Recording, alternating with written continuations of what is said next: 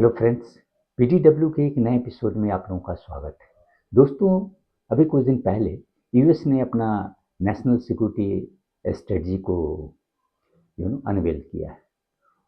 और ये एक रूटीन रिक्वायरमेंट है, क्योंकि जब भी कोई न्यू रेसिडेंट आते हैं तो उनका जो एक फर्स्ट रिक्वायरमेंट होता है कि भाई आप एक जो सिक्योरिटी स्ट्रेटजी है और इवन कह लें कि नेशनल सिक्योरिटी के प्रति आपका जो अप्रोच होगा या कैसे आप ग्लोबल पर्सपेक्टिव में यूएस के जो नेशनल सिक्योरिटी को आप देख रहे हैं तो उससे रिलेटेड अपनी पॉलिसी को पब्लिश करना पड़ता है। और ये वन टाइम रिक्वायरमेंट होता है, यानी जो 4 साल का है तो यानी फर्स्ट ईयर में इसे अनवेल करना पड़ता है। तो ये कहने कि ट्रंप एडमिनिस्ट्रेशन का सेकेंड नेशनल सिक्योरिटी स्ट्रेटजी, क्योंकि 2017 में जब वो फर्स्ट टाइम यूएस प्रेसिडेंट बने थे तो उस समय भी अपने जो सिक्योरिटी स्ट्रेटजी है उसको पब्लिश किया था। लेकिन दोनों में बड़ा ही डिफरेंस है, लेकिन हम उस पर अभी चर्चा नहीं करेंगे। हमारा फोकस है कि ये जो published national security strategy US का है उससे ज़्यादा इम्पॉर्टेंट और इनफैक्ट कहने की एक लार्जर अनएब्रिज्ड वर्जन भी इसका है, और जिसके बारे में यूएस के जो अमेरिकन आउटलेट पॉलिटिको ने भी इस पे अपनी रिपोर्ट छापी। उनका भी कहना है कि भाई यूएस ने एक एब्रिज्ड वर्जन जो है वो एनएसएस को पब्लिश किया, और ये जो ब्रॉडर या कहने की लार्जर जो वर्जन है नेशनल सिक्योरिटी स्ट्रेटजी का, वो उसमें कई नई चीज़ है। सबसे और कहने की जो मोस्ट इम्पॉर्टेंट आइडिया है उस लार्जर वर्जन में, वो है कि now US wants to create a super league of 5 countries. उसमें यूएस, रसिया, चाइना, इंडिया और जापान। इसमें किसी भी यूरोपियन कंट्रीज का नाम नहीं, क्योंकि अभी तक होता था कि भाई यूएस का जो अलायंस है वो यूएस बेसिकली यूरोपियन कंट्रीज के साथ होता था। और इसलिए अगर आप देखें कि यूएन सिक्योरिटी काउंसिल में जो मेंबरशिप है वहाँ भी आप देखें कि भाई 2 तो यूरोपियन कंट्रीज की हैं, फ्रांस एंड ब्रिटेन, उसके बाद यूएस है 3, और बाकी 2 रसिया और जापान। लेकिन इस क्लब में यूएस ने किसी भी यूरोपियन कंट्रीज को नहीं शामिल किया। और उसका अगर हम रीज़न देखें कि ऐसा क्यों, माने इस तरह का जो कहने की काफ़ी अनयूजुअल स्टेप ट्रंप ने लिया है, उसके पीछे कई रीज़न हैं। और वो इनफैक्ट उसके जो अगर हम देखें कि नेशनल सिक्योरिटी के प्रति जो उनका अप्रोच है और इवन ग्लोबल सिक्योरिटी के प्रति, वो उसमें एकदम साफ क्लियर झलक रहा है। सबसे पहले आप देखें कि अभी तक होता था कि भाई यूएस, क्योंकि ये जो ग्लोबल ऑर्डर है वो बेसिकली यूएस ने ही क्रिएट किया है, यूएससी के लीडरशिप में वर्ल्ड वॉर 2 के बाद ये फॉर्मुलेट हुआ। और उसके लिए यूएस डिटरमाइंड कि it was ready to pay the price for propping up this world order. और in fact if there is any burden, US had no hesitation in taking up that burden. लेकिन Trump ने कहा कि नहीं, it is rubbish. We should not do that. We should not try to take the responsibility of the whole world. क्योंकि उनके हिसाब से कि भाई to focus on everything is focus on nothing. तो उन्होंने एक रिकैलिब्रेट ट्रंप एडमिनिस्ट्रेशन में ये जो कहने की नेशनल सिक्योरिटी प्रायोरिटीज में एक किया है। उनके हिसाब से भाई पूरे वर्ल्ड को तो हमारी रिस्पॉन्सिबिलिटी नहीं है, हमारी जो टॉप रिस्पॉन्सिबिलिटी है वो हमारा अपना जो वेस्टर्न हेमिस्फीयर है, वहाँ हम अपनी जो प्रीएमिनेंस को मेंटेन करेंगे। और इसी से रिलेटेड अगर आप देखें कि मोनरो डॉक्ट्रिन जो लॉन्ग टाइम बैक आया, उसमें भी यही है। उस समय तो टारगेट था कि भाई यूरोपियन पावर दो जो were interfering in that region, तो उन लोगों को किक आउट करने की बात थी। लेकिन अब है कि भाई चाइना, यद्यपि इसमें कुछ कहा नहीं गया है, लेकिन it is China which is spreading its footprints in that region. तो अब यूएस का जो सारा फोकस होगा वह वहाँ होगा, न कि आउटसाइड, जैसे कि यूरोपियन थिएटर में है या एशियन थिएटर में। वहाँ they will be there, but responsibility will be more और लेस एक शेयर्ड रिस्पॉन्सिबिलिटी होगी। जैसे कि भाई यूरोप से अब ट्रम्प एडमिनिस्ट्रेशन की उम्मीद है कि भाई you should raise your national capital expenditure, और आपको you have to take the responsibility of your own security. You can not be free loaders for an indefinite period. Similarly अगर आप देखें कि इंडो पैसिफिक सिक्योरिटी, तो वहाँ भी Indo Pacific में भी वो चाहते हैं कि भाई जो हमारे एलाइज हैं या पार्टनर्स हैं, they should take greater responsibility. वो विड्रॉ नहीं कर रहे हैं, US will be there, but it won't be the sole arbiter. It is ready to work with allies and partners in that region. और दूसरा जो सबसे बड़ा चेंज आया है कि यूएस अगर एडमिनिस्ट्रेशन का देखें, तो अभी तक की पॉलिसी हमेशा ये होती थी कि वो जो लिबरल वैल्यू सिस्टम है, डेमोक्रेसी, फ्रीडम ऑफ एक्सप्रेशन या ह्यूमन राइट्स, इन तमाम चीज़ों को all over the world promote करने के लिए वो हमेशा कोई अपना फोकस एरिया में रखते थे। और इसीलिए बहुत बार आप देखेंगे कि कहीं भी अगर जैसे किसी भी जो अथॉरिटेरियन गवर्नमेंट को ये किया जाता है, माने डिपोज किया जाता है, तो उसमें कहीं ना कहीं लगता है कि भाई यूएस का हाथ। और इवन अब शेख हसीना के ही गवर्नमेंट को देखें कि लास्ट ईयर जो शेख हसीना की गवर्नमेंट की थी, तो उसमें उस समय तो नहीं आया, लेकिन बाद में देखा कि भाई यूएस के जो बहुत सारे जो एनजीओज हैं, दे वर फंडिंग और they had direct stake in the change of government in Bangladesh. Similarly recent में अब जो एक रिपोर्ट आई है उसमें पता चला कि भाई यूएस के जो एनजीओ हैं, they were funding Gen Z movement in Nepal also. तो ट्रम्प एडमिनिस्ट्रेशन कहते हैं कि नहीं, we are not going to finance these things. ये जो लिबरल यूनिवर्सलिज्म की बात जो होती है कि पूरे वर्ल्ड में, यानी this value system is the best and it is our responsibility to propagate these values, liberal values all over the world. Trump administration ने उसको डंप कर दिया कि नहीं नहीं नहीं, this is not the right or even the wise approach.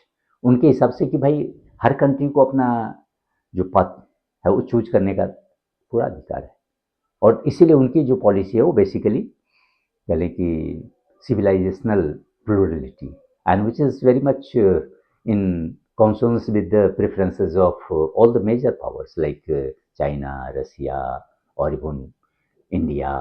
क्योंकि अगर आप देखें कि भाई चाइना और Russia, they are basically authoritarian communist regime, they are not democracy. वो कहने के लिए डेमोक्रेसी है, जैसे कि चाइना अपने को क्लेम करता है भाई पीपुल्स डेमोक्रेसी, या इवन रसिया, लेकिन अगर जो इलेक्शन है वो just that is a formality. Behind the scene अगर आप देखेंगे तो इवन जैसे चाइना में होता है, तो भाई वन पार्टी है, तो उसमें क्या कंपटीशन होगा।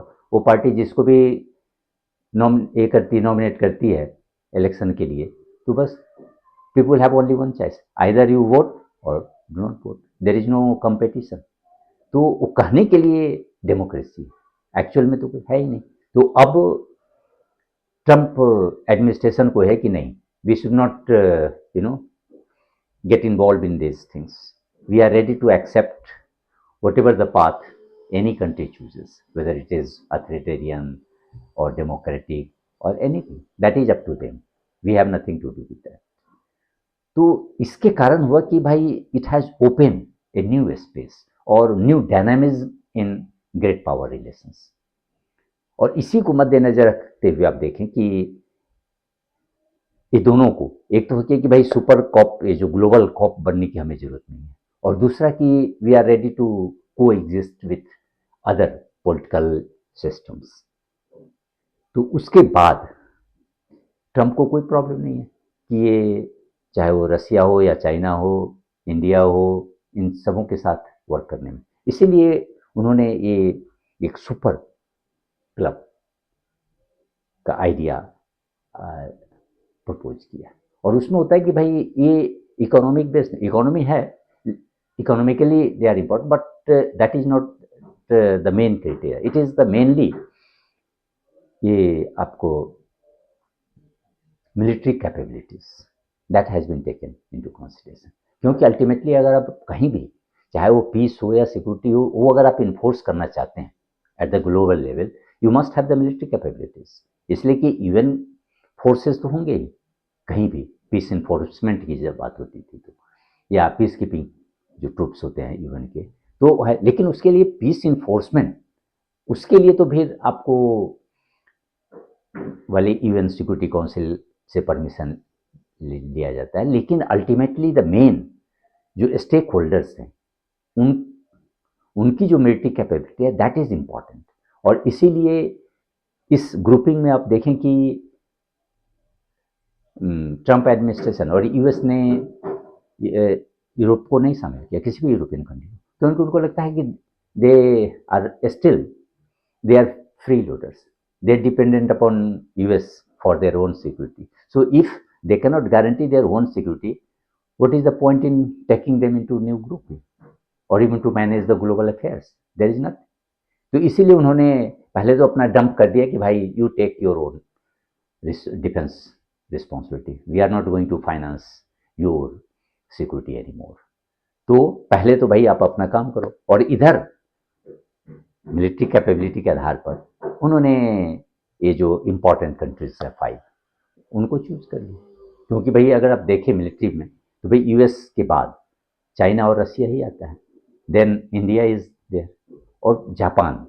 जापान का भी सिलेक्शन एक बड़ा ही इम्पोर्टेंट, क्योंकि अगर आप देखें कि अभी तक क्या था जापान में, एक पैसिफिस्ट उसके कॉन्स्टिट्यूशन है। Japan is not allowed to have larger army और इंडिपेंडेंट आर्मी। उनके पास जो है वो छोटा सा ये कह लें कि सेल्फ डिफेंस फोर्सेस है, and their mandate was just to protect Japan from external threats. लेकिन इस बार जो टॉप क्लब है उसमें जापान भी है, तो इसका क्या ना देना है, और क्यों यूएस ने जापान को इंक्लूड किया?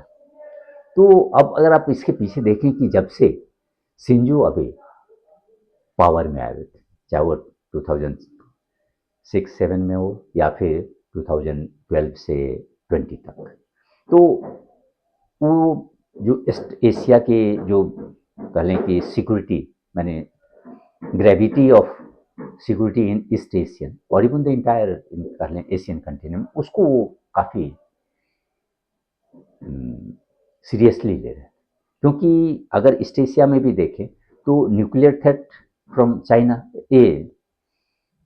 नॉर्थ कोरिया तो है ही, और उनका जो मिसाइल थ्रेट है वो कभी भी नॉर्थ कोरिया का दिमाग, वहाँ के जो डिक्टेटर किम जोंग, तो उसका जैसे ही फिर वो कुछ भी कर सकता है, तो हमेशा मिसाइल न्यूक्लियर ये सब टेस्ट तो करते रहता है। तो that is a grave threat to the security of Japan. दूसरी तरफ आप देखें कि चाइना का भी राइज हुआ है, तो जैसे जैसे चाइना की जो इकोनॉमिक स्ट्रेंथ है, उसके जो कंप्रेहेंसिव नेशनल पावर में वृद्धि हुई है, तो उसके साथ उसका जो एग्रेसिवनेस, जो मिलिट्री एग्रेसिवनेस, वो पूरे रीजन में फैल गया। अगर आप बैक में देखें तो चाइना जापान से उतना फाइट नहीं करता। मेन जो चाइना इसका जापान का जो डिस्प्यूट था वो कुरिल आइलैंड रशिया के साथ था, लेकिन ये जो सेनकाकू आइलैंड में उस पर चाइना एसर्ट नहीं कर रहा था। लेकिन हाल के दिनों में जैसे ही उसके इकोनॉमिक स्ट्रेंथ बढ़ना शुरू हुआ, उसके बाद आप देखें कि साउथ चाइना सी हो या ईस्ट चाइना सी हो, हर जगह जापान अपने मिलिट्री पावर को प्रोजेक्ट कर रहा है, और in fact they are mounting pressure on Japan also, apart from the smaller countries in South China Sea. तो उसके बाद शिंजो अबे ने in fact he tried to amend the constitution itself, but he failed, और instead of that amending the constitution, then उन्होंने ये mobilise करना शुरू किया कि भाई ये जो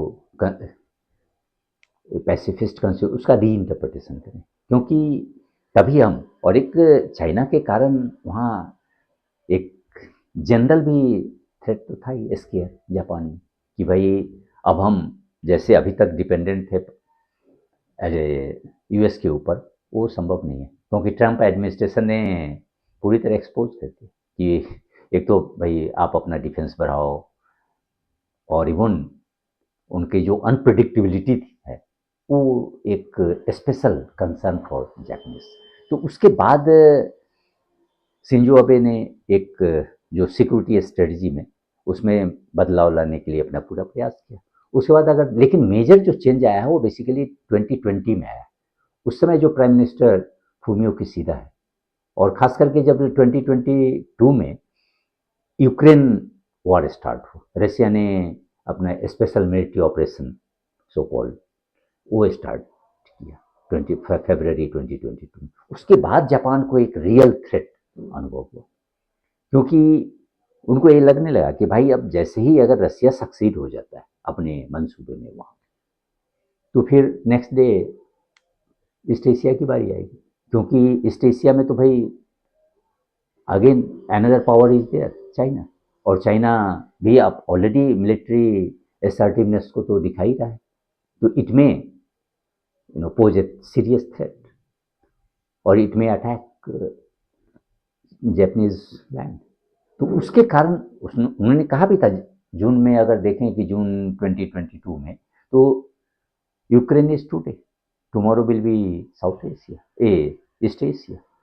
तो उसी के बाद जापान की जो सिक्योरिटी स्ट्रेटजी में काफ़ी ड्रास्टिक चेंज हुआ। सबसे पहले तो उन्होंने नेशनल सिक्योरिटी स्ट्रेटजी अनवेल किया, उसके बाद नेशनल डिफेंस स्ट्रेटजी, और दोनों में ही अगर आप देखें तो सबसे पहला जो काम था कि भाई डिफेंस बजट हार्डली 1% था अभी तक, लेकिन उसको जापानीज गवर्नमेंट ने ये डिसाइड किया कि नहीं, it will be increase to 2% of GDP within 1 year, और even we can go beyond if requirements crop up.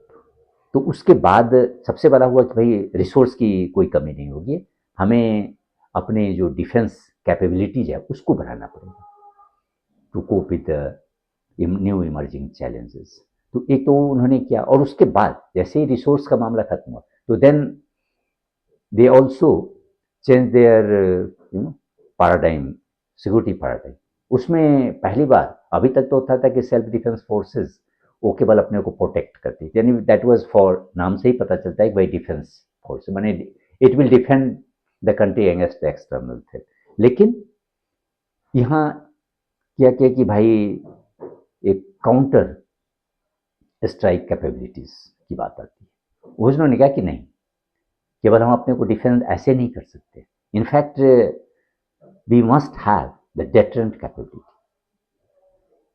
ताकि दूसरा कोई हमारे ऊपर अटैक करने का सोचे नहीं, और यदि सोचे भी तो उसके लिए हम अगेन एक तो काउंटर स्ट्राइक करेंगे ही, अगर हम पर अटैक करेगा then we will attack them, strike back करेंगे। और दूसरी बात कि हम प्रीम्प्टिव जो स्ट्राइक है वो भी कर सकते हैं, क्योंकि इफ एनी कंट्री और any system is preparing itself for attack on Japan, then Japan can preempt that assault.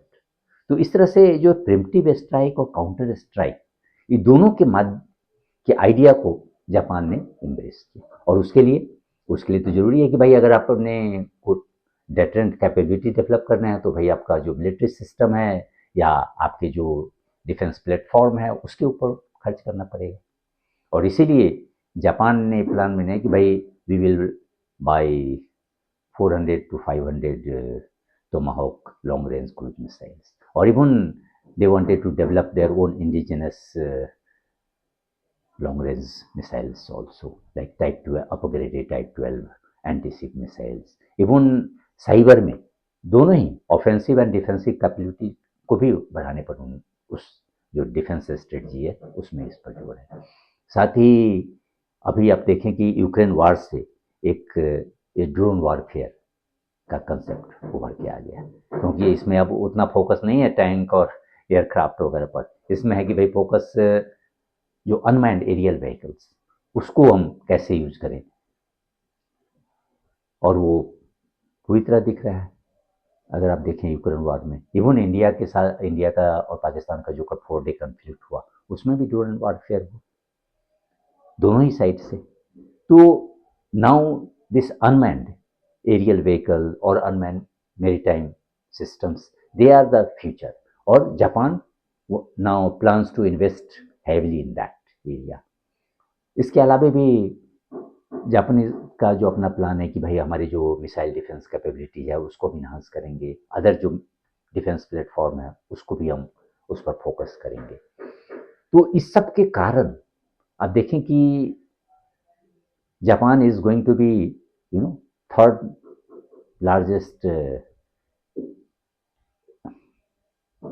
Defence budget going to है, third largest, even larger than the India. और ये अगर जापान अपने बजट को इस तरह से कंटिन्यू करता है तो maybe within a decade Japan will emerge as a stronger military force again. पहले तो था ही, जिसके कारण जो वर्ल्ड वॉर टू में अगर आप देखें तो उस समय जापान ऑलरेडी एक मिलिट्री पावर था।